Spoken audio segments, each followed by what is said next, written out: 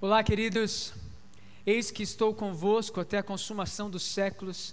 É uma das grandes frases e grandes esperanças que Jesus nos deixa quando Ele sobe aos céus e deixa o Espírito Santo com a tua igreja. Eis que estou convosco até a consumação dos séculos. E a gente tem vivido por tempos muito difíceis, no nosso dia a dia, nesse panorama que está sendo vivenciado no Brasil, esse panorama que está sendo vivenciado por nós como sociedade e por nós como igreja também. Nós, nessa semana, tivemos a despedida da irmã Lela. Ela foi morar com Cristo e pegou a todos nós de surpresa. Uma mulher que deixou um legado enorme de carinho, de amor, da graça de Jesus de fato nos seus relacionamentos. E assim nós enfrentamos vários outros lutos, várias outras dores, famílias que estão sofrendo com Covid, famílias que estão sofrendo com trabalho, famílias que estão sofrendo de diversas maneiras. E você talvez esteja passando por um momento difícil na sua vida. Nós queremos, nesse tempo, falar: Deus, nossa vida é tua. Deus, o nosso coração é teu. Senhor, a gente sabe que o Senhor está no controle. Nos ajude a enxergar isso. E por isso, nesse momento, eu quero convidá-lo a ter em Cristo aquilo que Ele prometeu que nos dá: segurança, confiança, esperança. Eis que estou convosco até a consumação dos séculos. Ele está com a gente neste momento. Por isso eu quero convidá-lo a cantar esse cântico, que diz que a paz que eu sinto, ela não depende de circunstâncias. A paz que nós sentimos, ela de fato está firmada naquele que nos sustenta, naquele que nos guarda, no Jesus que morreu e ressuscitou, no Jesus que está presente com a gente, independente da crise. Nem sempre nos livra das provações, mas sempre está conosco em cada uma delas. Por isso cante: essa paz vem de Cristo.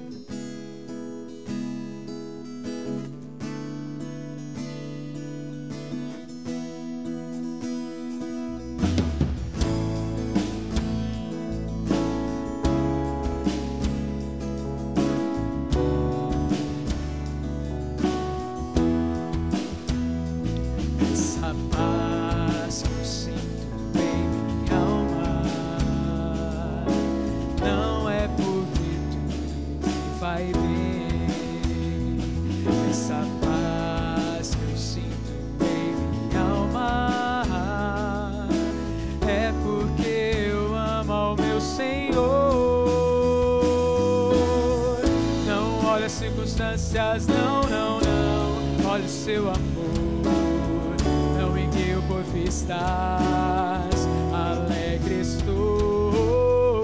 Não olha as circunstâncias, não, não, não, olha o seu amor, não me guio por vistas, alegre estou.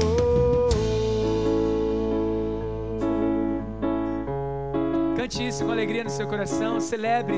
Fale que a sua paz não depende de circunstâncias, mas da presença de Cristo em sua vida. Vamos louvar?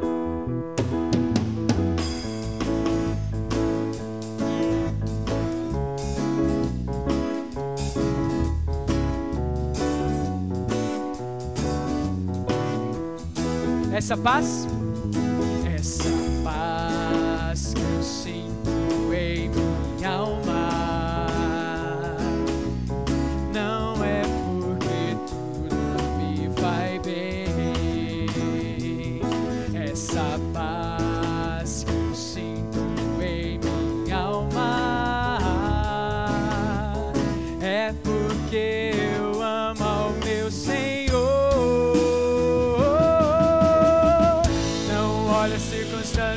não, não, não, olha o seu amor, não me guio por vistas, alegre estou. Não olha as circunstâncias, não, não, não, olha o seu amor, não me guio por vistas, alegre estou. Senhor Jesus, muito obrigado. Obrigado por esse dia, obrigado pelo teu cuidado, pelo teu amor. Obrigado porque o Senhor é o Deus que nos sustenta. O Senhor é o Deus que nos ajuda. O Senhor é o Deus que prometeu que está com a gente. O Senhor não é um Deus distante. O Senhor não é um Deus que nos deixou andando sozinhos. Mas o Senhor é o Deus que de fato cuida e está conosco. A gente quer repetir isso. Obrigado, Deus, porque o Senhor é o Rei do nosso coração. E que o Senhor de fato seja aquele que nos guia, o refúgio que precisamos, a nossa canção em nosso dia a dia. Deus, obrigado por tudo, em nome de Jesus. Amém. Ele é o Rei do meu coração. Rei do meu coração, seja o monte que percorro, a fonte que eu bebo, és minha canção. Rei do meu coração, seja o meu esconderijo, refúgio que preciso, és minha canção. Tu és bom, bom, oh, tu és bom, bom, oh. Rei do meu coração, seja o vento em minhas velas, a âncora no mar, és minha canção. Rei do meu coração, seja o fogo em minhas veias, o eco dos meus dias, és minha canção. Tu és bom, bom, oh, tu és bom, bom, oh, tu és bom, oh, oh, tu és bom, bom, oh.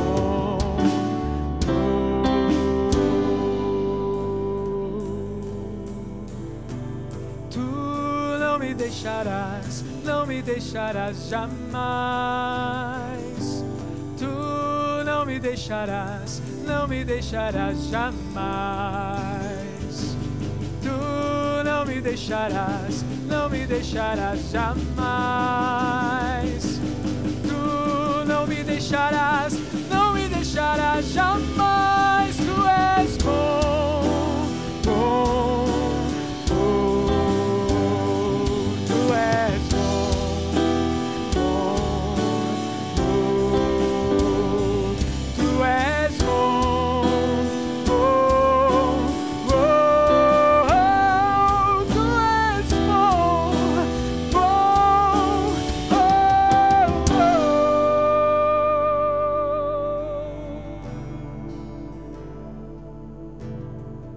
Nós temos essa certeza que Ele nunca nos deixará.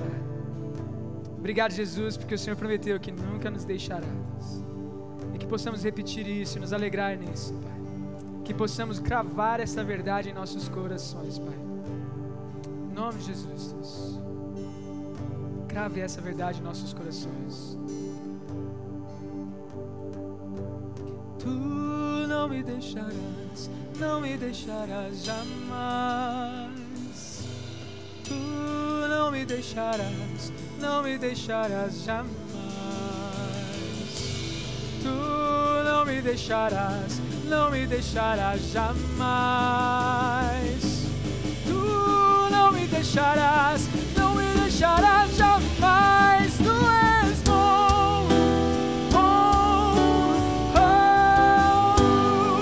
tu és bom, bom, oh, tu és bom, bom, tu és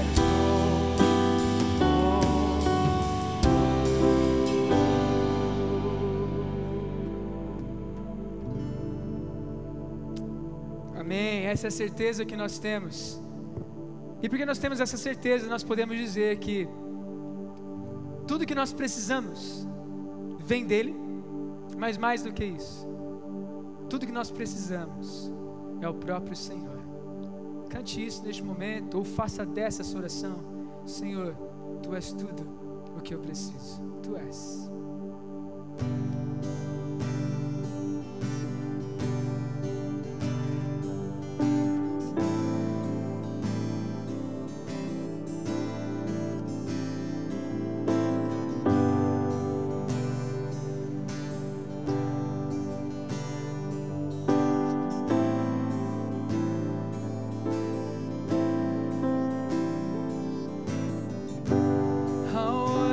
Para as montanhas, ao olhar para a natureza, ao ver a luz do sol a raiar nas nuvens, vejo sua poderosa mão que tudo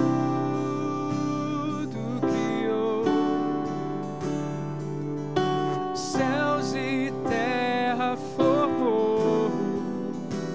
Este mesmo Deus que tudo fez é o que me transformou.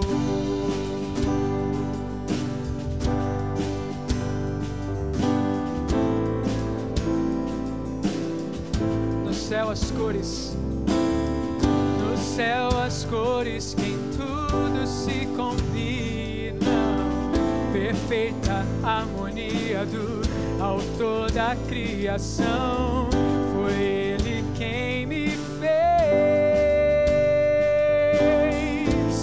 e quer me guiar. Não posso resistir a um Deus tão grande assim. Ele é tudo que eu preciso. Ele é, mesmo que eu não compreenda. Este é o Deus do impossível. Faz-me pelo mesmo sendo invisível. Este é o Deus que me salvou. Nos céus as cores que em tudo se combinam, perfeita harmonia do autor da criação. Foi Ele quem me fez e quer me guiar. Não posso resistir a um Deus tão grande assim. Ele é tudo que eu preciso. Ele é, mesmo que eu não compreenda. Este é o Deus do impossível. Faz-me pelo mesmo sendo invisível. Este é o Deus que me salvou. Não posso me esconder, quero estar junto a ti. Tua presença é o que eu desejo. Que os meus lábios e em tudo que eu fizer agrade o teu coração. Ele é tudo que eu preciso. Ele é, mesmo que eu não compreenda. Este é o Deus do impossível. Faz-me vê-lo mesmo sendo invisível. Este é o Deus. Ele é tudo que eu preciso. Ele é, mesmo que eu não compreenda. Este é o Deus do impossível. Faz-me vê-lo mesmo sendo invisível. Este é o Deus que me salvou. Este é o Deus. Este é o Deus que me salvou.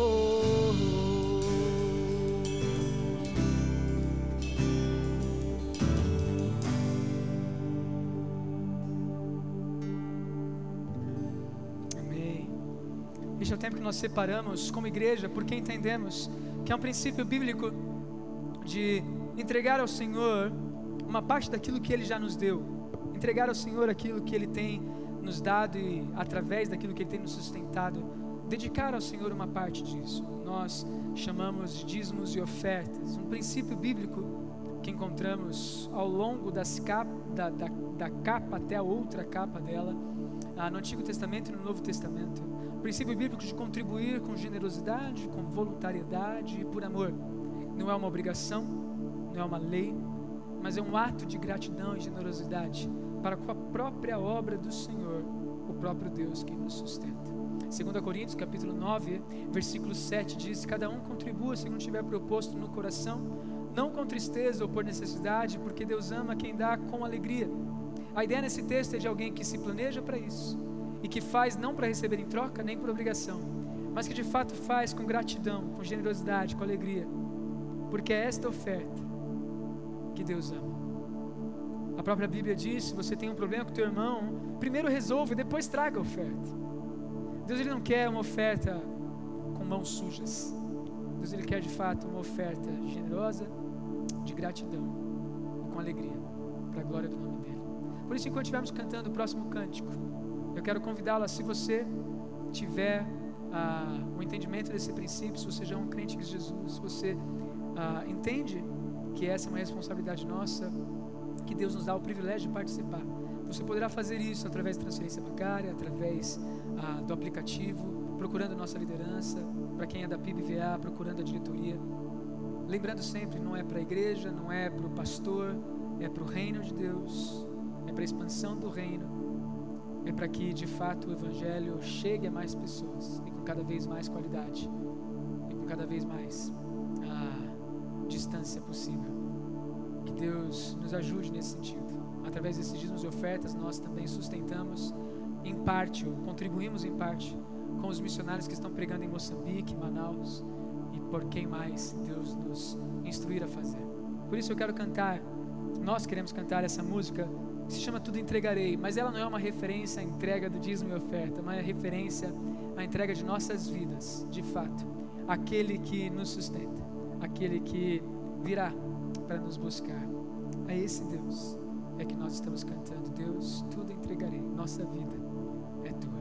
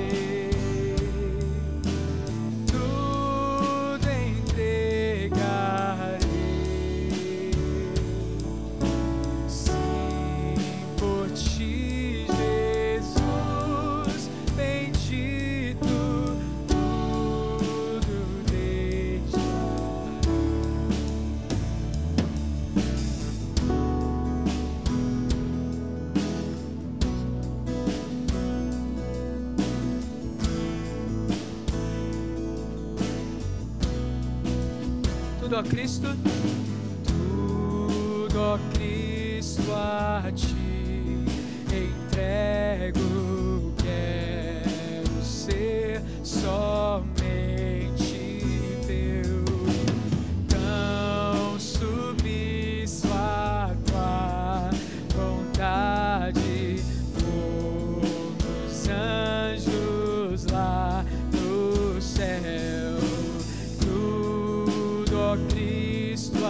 a ti entrego.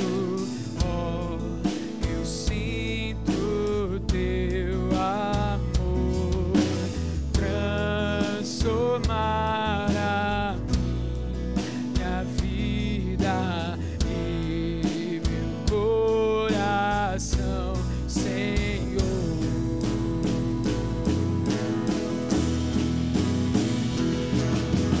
Tudo entregarei, tudo entregarei. Sim, por ti, Jesus bendito, tudo deixarei. Eu tudo entregarei.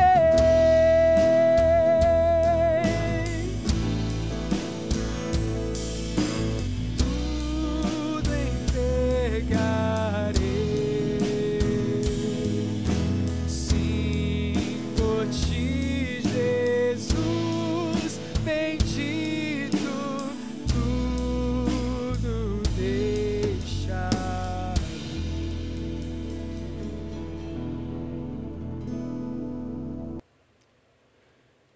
Olá, querido irmão, querida irmã da Igreja Batista no Jardim Itamaraty. É muito bom poder estar mais uma vez com você, dessa vez virtualmente, para esse tempo de reflexão na Palavra de Deus. Eu desde já agradeço a confiança diante da responsabilidade que me foi dada do pastor Evandro, bem como da liderança da igreja. A minha oração é para que esse seja um tempo edificante, que o Senhor fale conosco através da sua palavra.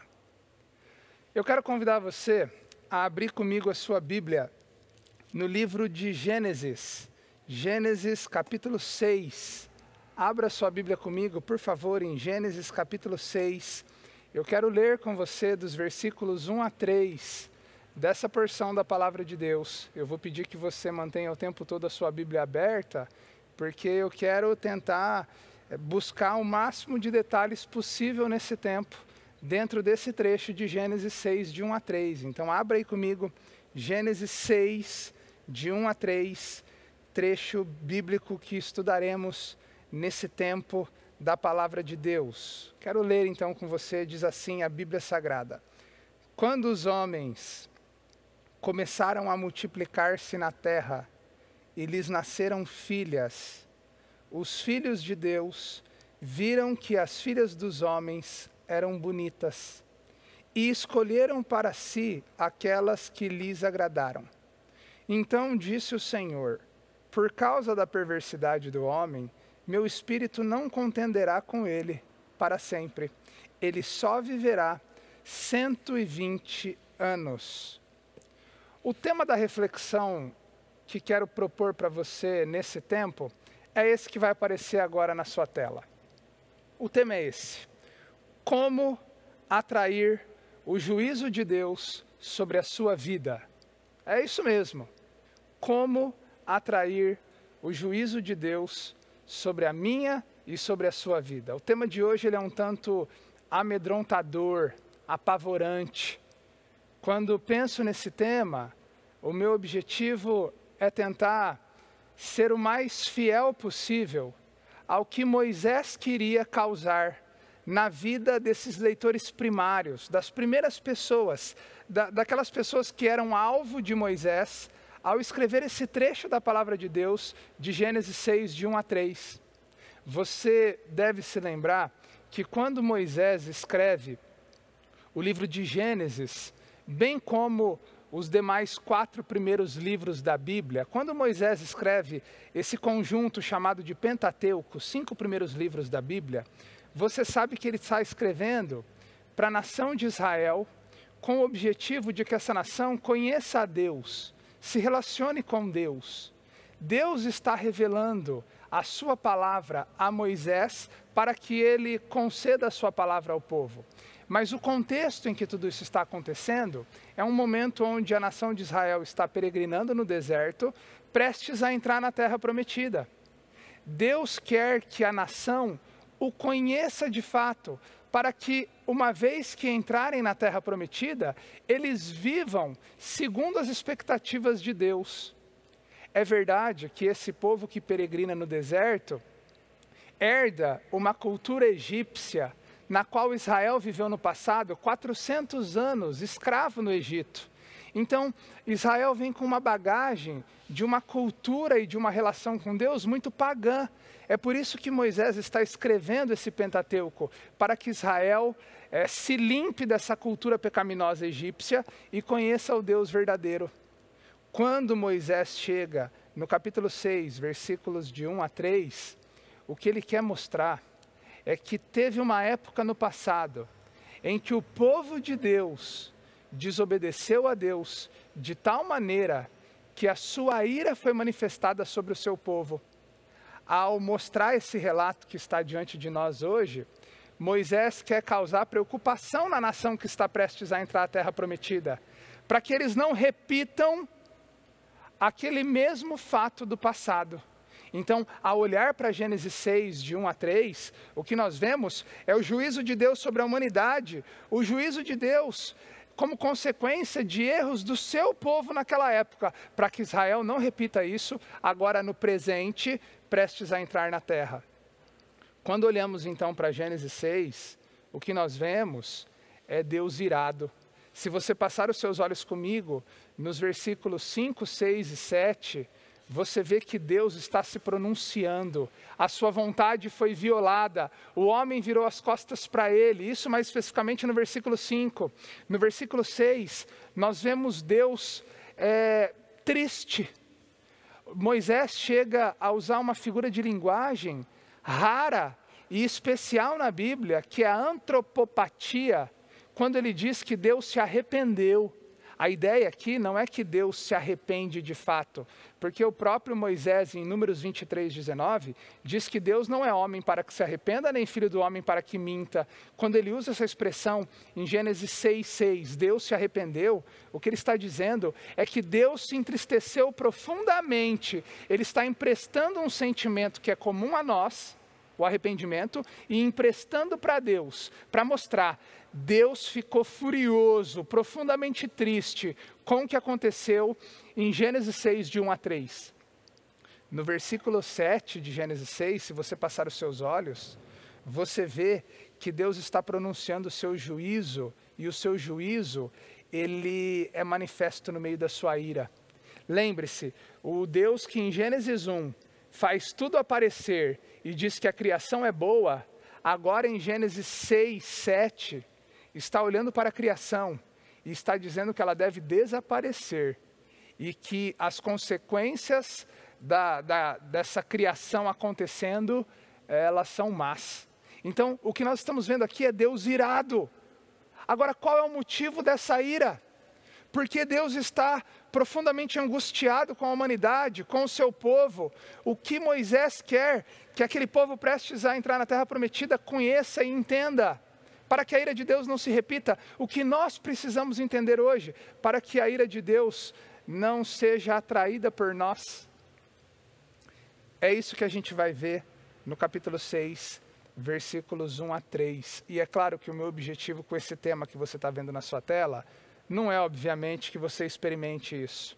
Quando eu coloco esse tema num aspecto negativo, eu quero preocupar você e justamente gerar em você uma resposta diferente, que você viva de maneira oposta ao que eu estou propondo aqui com esse tema, tá bom? Então a primeira de duas lições que eu quero tirar com você desse texto é, como é que a gente atrai o juízo de Deus sobre a nossa vida? A primeira lição que nós vemos nesse texto é o desprezo da dinâmica da relação com Deus na vida pessoal. Leia comigo, por favor, versículos de 1 a 3 novamente. Preste bastante atenção na leitura. Olha o que está escrito. Quando os homens começaram a multiplicar-se na terra e lhes nasceram filhas, os filhos de Deus viram que as filhas dos homens eram bonitas e escolheram para si aquelas que lhes agradaram. Então disse o Senhor, por causa da perversidade do homem, o meu espírito não contenderá com ele para sempre. O que está acontecendo aqui inicialmente é, Moisés, nesses versículos, ele começa falando para a gente num aspecto panorâmico, de cima, como é que se deu as primeiras gerações posteriores a Adão e Eva. O que ele está aqui resumindo para a gente nos versículos 1 a 3 é mostrar que aquela humanidade que já era milenar, você precisa se lembrar que de Adão a Noé nós estamos falando já há mais de 1000 anos. Aquela humanidade milenar, o retrato dela no final ou começo desses 1000 anos, era esse que você vê aqui em Gênesis 1 a 3. Moisés usa o termo da multiplicação. E o que isso te lembra? Ele diz logo no comecinho, quando os homens começaram a se multiplicar, quando a humanidade se tornou numerosa, quando ela se espalhou. Então ele vai dar um retrato para a gente do que aconteceu com ela. Quando você pensa na multiplicação da espécie humana na Bíblia, você involuntariamente se lembra de Gênesis 1, 28, quando Deus cria homem e mulher e diz, sejam férteis, multipliquem-se, encham a terra. Concordam comigo? Ok, por que Deus está bravo? Se a humanidade fez o que ela tinha que fazer, que era se multiplicar. Deus está bravo aqui em Gênesis 6, porque a humanidade, não porque ela se multiplicou, mas ele está bravo porque nós vemos isso no versículo 3, na primeira parte do verso, que a humanidade, ela perdeu o seu propósito. Se você vê no versículo 1, você vê que ele mostra o relato da multiplicação da espécie. E no versículo 3, parte A, ele diz o seguinte, que a ira dele vem por causa da perversidade do homem. Essa palavra perversidade aqui, ela é muito importante. Se você tem uma outra versão da Bíblia, eu estou usando a NVI, mas se você está usando, por exemplo, a versão de tradução ARA, Almeida Revista e Atualizada, você vai ver que a maneira como o tradutor escolhe para apresentar para a gente essa palavra é a seguinte, ele diz que a ira de Deus se manifesta, e em vez de ele escrever perversidade do homem, ele fala assim, pois este é carnal. Ele troca a palavra perversidade por carnalidade. As duas traduções estão corretas, cabe no campo semântico da palavra em hebraico. Mas eu chamo a atenção para essa tradução de carnal, porque essa tradução ela é muito importante. Ela nos lembra, nos dá um sentido melhor do que é o original aqui no texto. O que eu quero dizer é, a ira de Deus sobrevém à humanidade, o juízo de Deus sobrevém à humanidade, quando a humanidade, na multiplicação da espécie, perde o seu propósito. E qual é o relato da perda do propósito aqui? O fato do homem ser carnal. Aqui essa carnalidade está relacionada à espécie humana que começou a viver distante do propósito de glorificar a Deus e somente vivia agora para os seus impulsos, para os seus desejos, para a manutenção do seu corpo.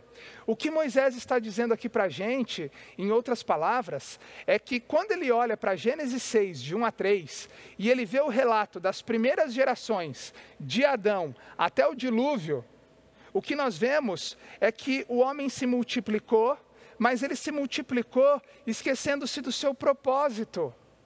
O homem está agindo, e essa palavra carnalidade, ela nos lembra de um animal. O homem está agindo como um animal. Ele vive somente para multiplicar a espécie, trabalhar, comer e dormir. Animais que vivem sem propósito como nós, vivem dessa maneira. Vivem para trabalhar, eles saem à caça, eles comem, eles descansam, eles dormem. O que ele está dizendo é que a humanidade perdeu o seu propósito. E ainda voltando para Gênesis capítulo 1, é muito importante você notar o paralelo que está sendo feito aqui. Porque quando a gente olha para Gênesis 1, 22, e a gente vê a criação dos animais, a gente vê Deus dizendo, Deus os abençoou. Aqui Gênesis 1, 22, uma referência à criação dos animais. Deus os abençoou dizendo, sejam férteis e multipliquem-se, encham a terra. Da mesma maneira, em Gênesis 1, 28, Deus, quando cria a humanidade, ele diz, Deus os abençoou e lhes disse, sejam férteis, multipliquem-se, encham a terra. Mas quando o assunto é a criação da humanidade, há uma palavra muito importante, subjuguem a terra. O que Moisés ensina para a gente, na obra da criação, é que diferente dos animais, nós não vivemos só para comer, para trabalhar, para simplesmente existir, dormir e descansar. Nós temos um propósito maior. E esse subjugar a terra de Gênesis 1 está relacionado ao chamado que Deus nos deu de representarmos a sua imagem e semelhança para esse mundo. Deus nos chamou para que, além de simplesmente vivermos, a gente transmita, espelhe e espalhe a sua glória para esse mundo. Diferente dos animais, Deus nos fez a sua imagem e semelhança. Deus nos fez conhecedores e receptores, transmitidores de amor. Nós somos capazes de transmitir a bondade de Deus, a graça de Deus, coisa que animais não fazem. O que o texto nos chama a reflexão aqui é que nós devemos viver com propósito. A humanidade, de Gênesis 6, de 1 a 3, perdeu o seu propósito. Ela se esqueceu, como nosso ponto 1 apresenta, da dinâmica da relação com Deus na sua vida pessoal. Esses homens viveram para a sua própria glória. Eles desprezaram a Deus. O relato que Moisés está querendo chamar a nossa atenção aqui, para o qual ele quer chamar a nossa atenção, é mostrar que o juízo de Deus sobreveio à humanidade quando a humanidade perdeu de vista o propósito pelo qual ela foi criada, e ela agora simplesmente vive. Tenta entender isso comigo em linhas práticas. Nós estamos falando sobre o mês da família e estamos falando sobre a importância de cuidar da dinâmica da nossa relação com Deus na nossa vida pessoal. É justamente sobre isso que Moisés está dizendo. Moisés está dizendo que esse povo começou a olhar para a sua agenda, e na sua agenda não tinha um encontro genuíno com Deus. Eles simplesmente iam para casa, trabalhavam, voltavam, dormiam, descansavam, tinham prazer sexual, eles curtiam, e assim era a vida, uma rotina de simplesmente viver. Pense comigo, olhe para a sua agenda hoje. Pense todos os seus afazeres, os desafios que você tem na sua vida. A pergunta que eu faço para você é: a sua agenda é uma agenda onde você encontra a dinâmica da relação com Deus na sua agenda? Você encontra isso? Você tem tempo devocional com Deus? Você tem tempo na sua agenda para conhecer a palavra de Deus? Você, nos seus relacionamentos, no seu trabalho, nos desafios que você tem ministeriais, diante dos seus problemas, os seus desejos, eles têm o propósito de glorificar a Deus, de agradar a Deus, de servir ao Senhor, de viver em santidade. Você se vê nesse mundo como um embaixador, um sinal histórico do reino de Deus, alguém que vive para a glória de Deus? Ou você simplesmente vive? Ou o propósito da sua existência tem sido simplesmente ir para o trabalho, voltar do trabalho, comer, descansar, dormir e namorar?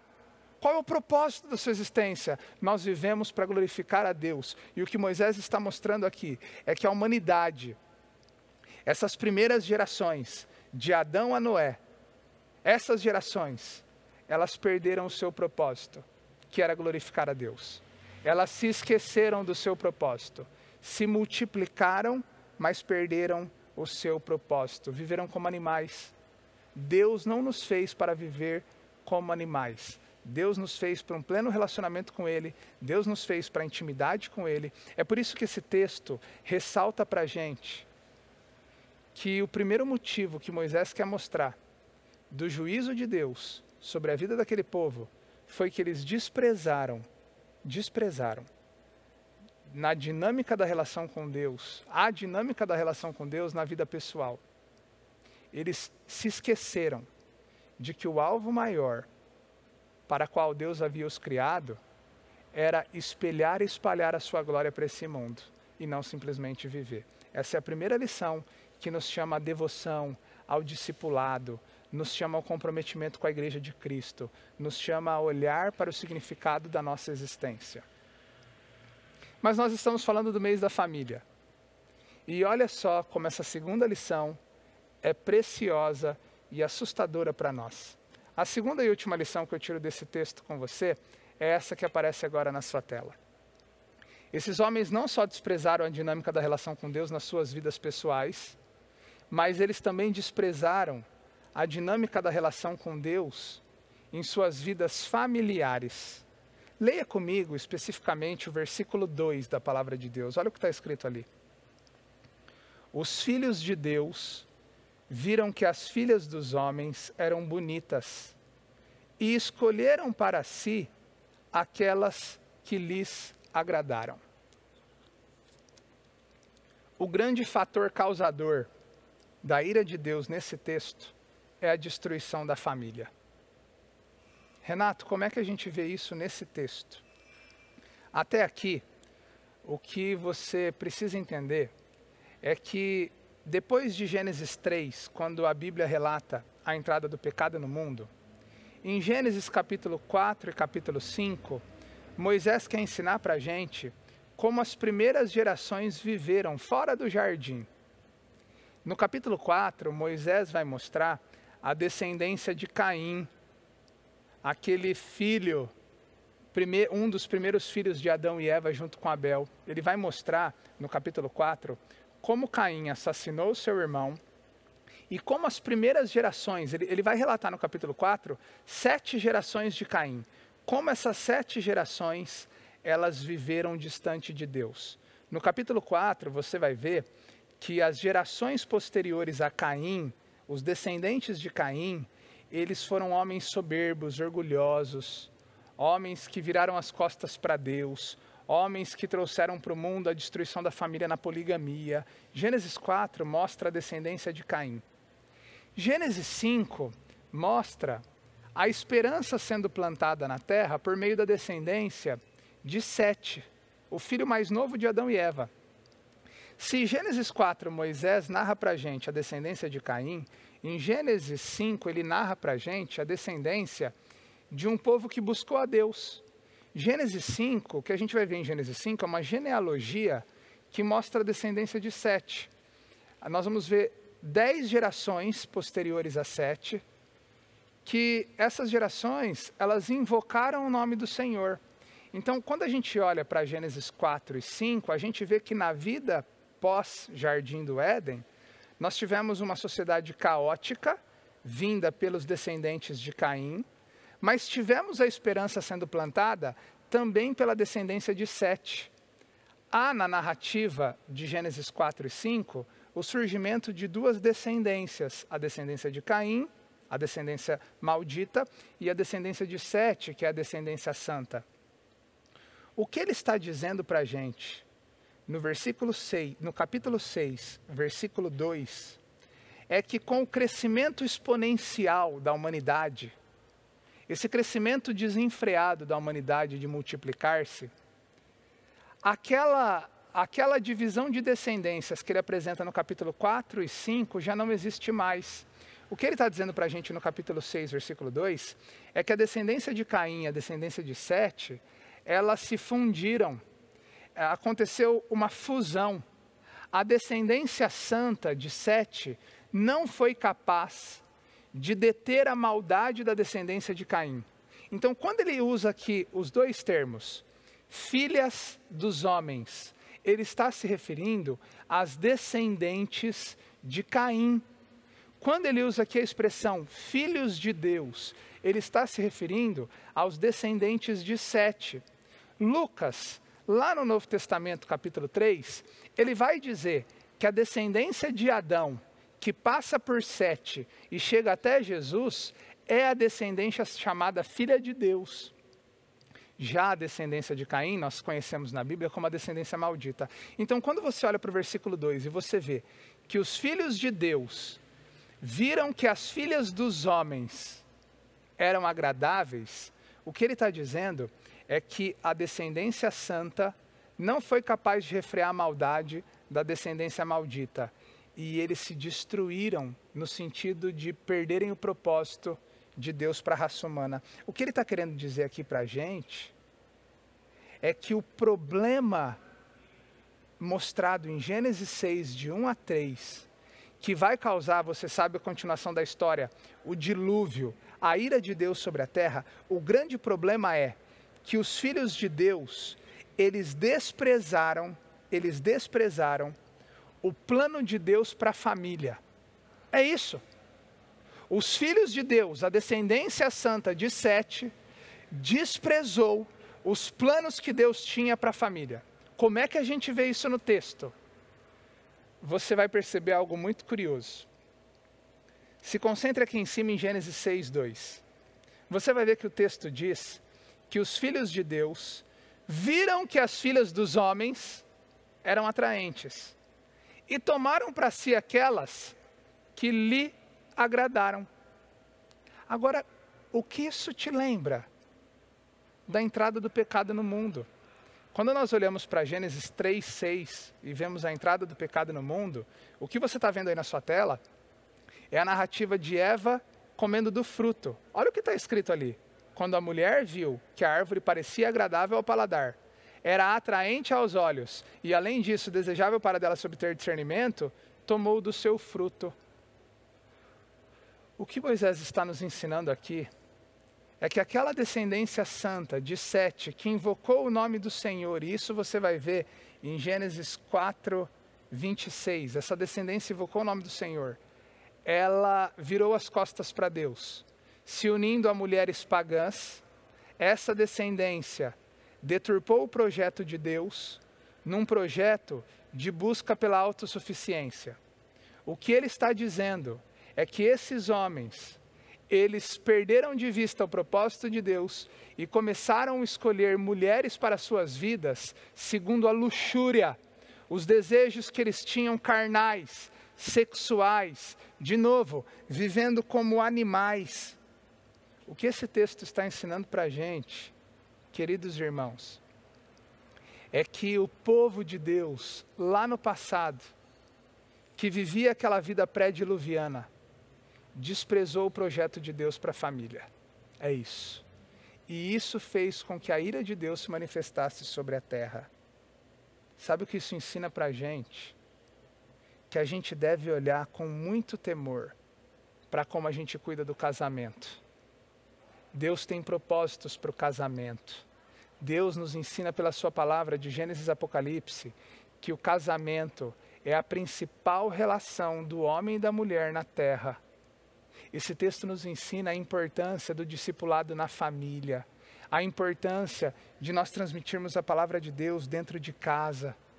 Esse texto nos ensina que quando nós começamos a viver o casamento, a família, segundo os desejos do nosso coração, nós destruímos o projeto de Deus para o mundo. O conhecimento de Deus padece e a verdade é corrompida. O que esse texto está nos ensinando é que Israel deveria se atentar para o que Moisés foi escrever lá em Êxodo 34. Aquele povo que está lendo isso, recebe essa mesma palavra. Acautele-se para você não fazer acordo com aqueles que já vivem na terra, pois quando eles se prostituírem, seguindo aos seus deuses, e lhes oferecerem sacrifícios, convidarão você e poderão levá-lo a comer dos seus sacrifícios. Moisés está exortando o povo e exortou lá na frente de novo. Cuidado como vocês cuidam do casamento. Cuidado com quem vocês vão escolher para serem maridos e mulheres de vocês. Cuidado como vocês vão conduzir essas relações matrimoniais, porque Deus se importa muito com o seu casamento. E é interessante que Israel não deu ouvidos a Deus lá na frente na história. Porque Números 25, 1-3... diz que enquanto Israel estava em Sitim, o povo começou a entregar-se à imoralidade sexual com mulheres moabitas, que os convidavam aos sacrifícios de seus deuses. O povo comia e se prostrava perante esses deuses. Assim Israel se juntou à adoração de Baal Peor, e a ira do Senhor acendeu-se contra Israel. Sabe o que eu estou querendo dizer aqui para você? É que aquele povo que recebeu isso de Moisés, o relato de Gênesis 6, de 1-3, não deu ouvidos a Moisés. E aquela primeira geração que peregrinou do deserto, morreu disciplinada por Deus, porque destruiu o projeto de Deus para a família. O que eu quero dizer para você hoje, é que na Bíblia, a família, ela é a base da bênção, mas também da maldição de Deus no mundo. O que eu quero dizer para você hoje é pesado, mas eu quero dizer, é que o fato de você ter filhos, o fato de você se casar, não significa necessariamente que você é abençoado por Deus. Porque a proliferação da espécie, o desenvolvimento do matrimônio, se não submisso ao temor e à piedade, à palavra de Deus, ambos são malditos, trazem a corrupção para a humanidade.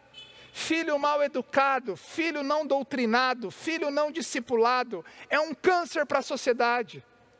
Casamento que vive para a sua própria glória, casamento que vira as costas para Deus, casamento cujo alvo do casal é somente a satisfação dos seus prazeres, casamento onde não há pastoreio, onde não há oração, onde não há a leitura de um livro juntos, onde não há o interesse do casal se engajar com o projeto da igreja, do reino, aonde não há isso, há casamentos malditos, a proliferação da espécie.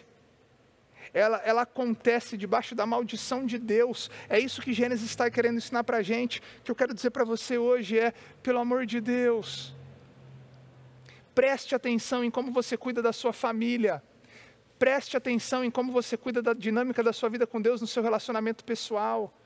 Essas são as duas principais lições. O juízo de Deus sobreveio àquele povo quando eles, em primeiro lugar, desprezaram a dinâmica da relação com Deus na vida pessoal. Mas em segundo lugar, quando eles desprezaram também a dinâmica da relação com Deus em sua vida familiar. O que você faz da sua vida com Deus tem implicações no mundo à sua volta, tem implicações na sua eternidade, tem implicações para você. O que você faz na sua família em relação à sua relação com Deus tem implicações para o mundo e para aquilo que Deus está construindo na história. A família é a base da bênção de Deus no mundo, mas também da maldição de Deus no mundo. O meu desejo e a minha oração é que a gente perceba aquilo que Jesus quis dizer para nós quando Ele vai falar sobre o arrebatamento que está para acontecer.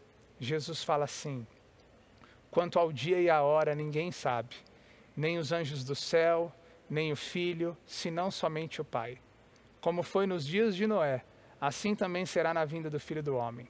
Pois nos dias anteriores ao dilúvio, o povo vivia comendo e bebendo, casando-se e dando-se em casamento, até o dia em que Noé entrou na arca, e eles nada perceberam, até que veio o dilúvio e os levou a todos. Assim acontecerá na vinda do Filho do Homem. Sabe o que eu quero dizer para você, querido irmão e querida irmã? É que esse tempo de pandemia, de maneira singular, precisa nos levar a perceber: o fim está próximo. Jesus está voltando. E a ira de Deus se manifestará a esse mundo, principalmente pelo homem que virou as costas para o propósito do Criador e viveu como animal, e porque o homem desprezou o projeto de Deus para a família. Como você e eu podemos responder positivamente a isso? Cuidando da nossa relação pessoal com Deus, cuidando da dinâmica da nossa relação com Deus na nossa vida familiar. O meu desejo é que hoje mesmo você desfrute da graça de Deus que há em Cristo Jesus e perceba o tamanho do caos que a gente está vivendo e se volte para Jesus. Se arrependa dos seus pecados. Queira hoje viver compromissado com a santidade. Verifique a sua agenda.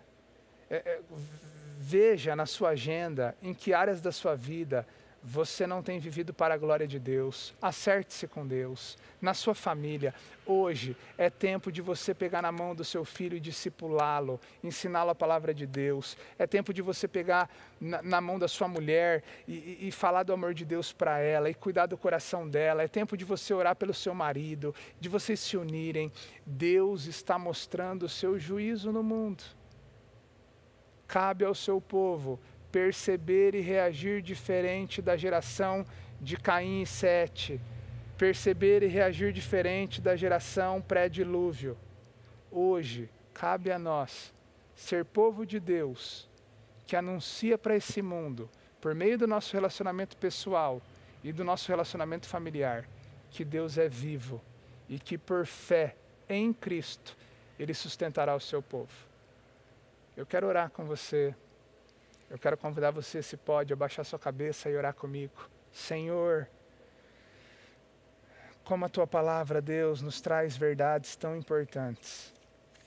Ó Deus, nesse mês da família, eu quero muito orar com essa querida e amada igreja no Jardim Itamaraty, pedindo que o Senhor nos ajude a perceber os alertas que a Tua palavra traz para nós.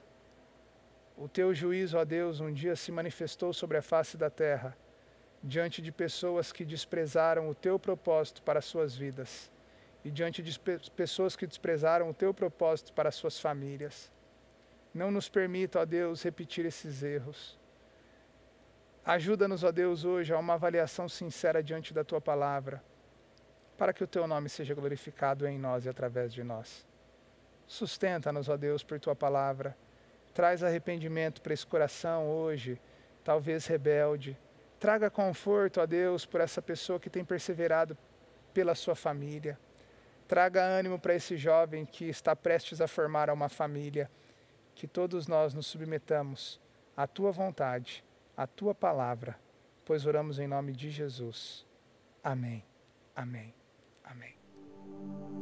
Que você e eu possamos entregar de fato nossas vidas e fazer com que nossa família acolha de maneira disciplinada, de maneira dedicada, de maneira completa a nossa responsabilidade individual e familiar de buscar a Deus no nosso lar. Que você e eu possamos nos derramar na presença do Senhor, não apenas durante esse culto, não apenas quando estamos junto com os irmãos da igreja, mas em especial na sua e na minha casa. Que nossa casa se derrame aos pés de Jesus.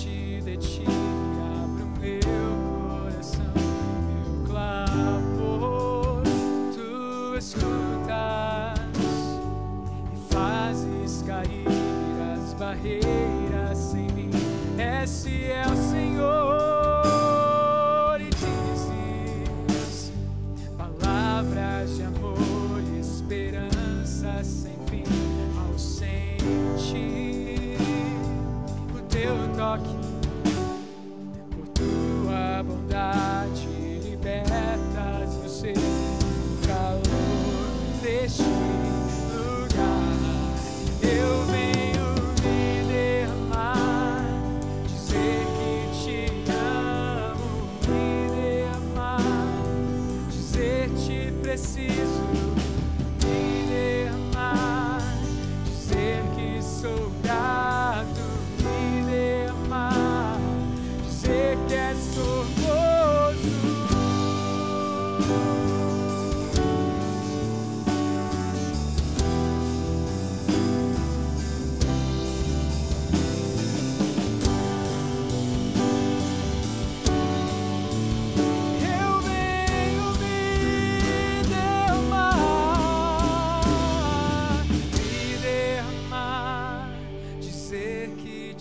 te amo, me derramar, dizer-te preciso, me derramar, dizer que sou grato, me derramar, dizer que és formoso.